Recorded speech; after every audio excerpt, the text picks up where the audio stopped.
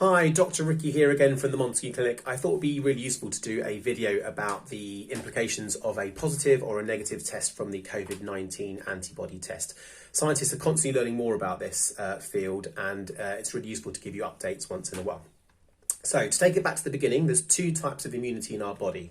One involves antibodies. So our body comes up across an infection, we create antibodies, and those antibodies are used to kill that infection if it comes around again. So there are some conditions like chickenpox where we develop antibodies, and we would use the presence of antibodies in future to see whether we had a level of immunity to it. There's also another type of immunity. This is called T-cell mediated immunity. And this type of immunity doesn't produce antibodies. It's a different way that the body has to combat infection in future. And there's no way we can test for this type of immunity. So just remember there's two different types of immunity, antibodies and a non-antibody immunity. The problem with COVID is it's new. We don't understand yet whether it's only antibodies or whether it's not antibodies at all, or whether it's a mixture of both. So it is new ground, and the thinking about this or the science or the research about this is constantly changing. What we do know is that there is only one validated way of looking for antibodies. So we can look for antibodies, and there's loads of companies out there which are selling different types of kits. But at this moment in time, today is the 8th of June, the only way of properly testing whether you have an antibody response to COVID-19 is to get a venous blood sample, so a normal blood test, and that test needs to be sent off to the laboratory, and they need to do either the Roche or the Abbott test, and we'll be using the Abbott test when we test for COVID-19 antibodies. In order to take these antibodies, we've set up a service in the City of London where we'll be taking tests this Friday. So if you're interested, please click on the link above and you'll see our availability. Really important about this test, because the COVID is new and we don't know the ins and outs of it, though we can check for antibody presence, we don't know whether how important antibodies are. It might mean that if you have antibodies, you're still susceptible to infection. No test is going to show that you're immune to COVID-19. What the test can show, and let's move into the implications of the positive or the negative test.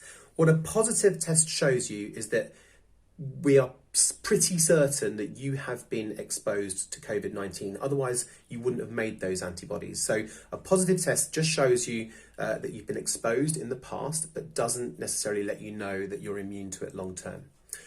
For a negative test, it's a bit more complicated, and I've drilled it down to three different possibilities. So the first possibility is that you've never been exposed. Your body's not been exposed to COVID-19, so you've not made any antibodies.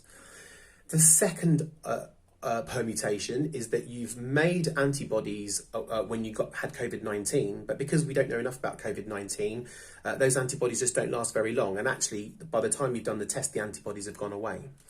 And the third possibility, going back to the basics of the different types of immunity, is that COVID-19 may be more about a T-cell mediated response, and whether or not you've got antibodies, it may not tell you about any level of immunity.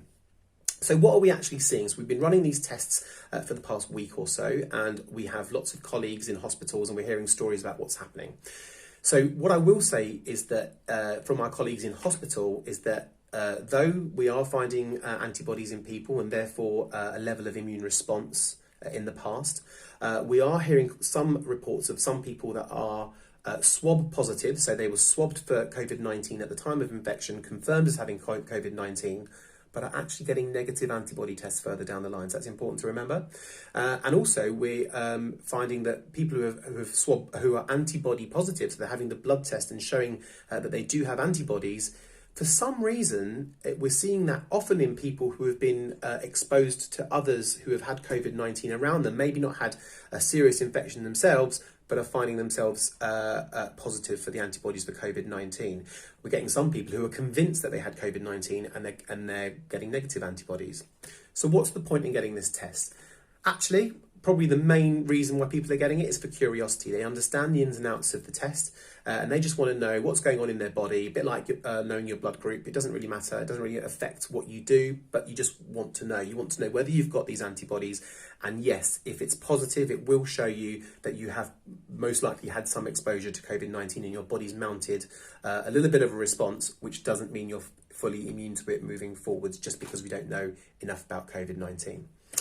Anyway, I hope this helps to clear up the ins and outs of the test. If you'd like to go ahead and book an appointment, there is a link in the post above. Feel free to book it. And if you pop over to our Facebook page and like it, we would absolutely love that.